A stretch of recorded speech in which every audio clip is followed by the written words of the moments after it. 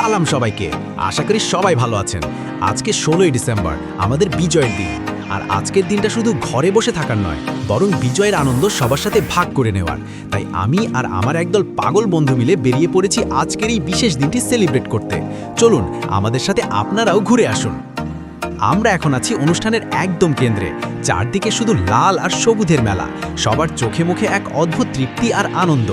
আমার বন্ধুদের অবস্থা দেখেন, এদের এক্সাইটমেন্ট যেন থামছেই না। কেউ ছবি তোলায় ব্যস্ত, কেউ বা গানের তালে তাল মেলাচ্ছে।